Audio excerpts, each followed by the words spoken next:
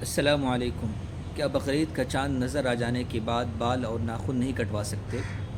وعلیکم السلام۔ حدیث میں ہے اذا رأيتم هلال ذي الحجة واراد احدكم ان يضحي فليمسك عن شعره واظفاره، کہ جب تم ذو الحجہ کا چاند دیکھ لو اور قربانی کرنے کا ارادہ ہو تو بال اور ناخن کے کاٹنے سے رک جاؤ۔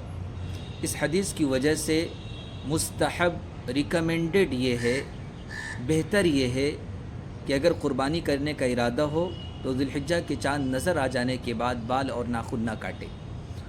یہ فرض اور واجب نہیں ہے بلکہ بہتر ہے، مستحب ہے۔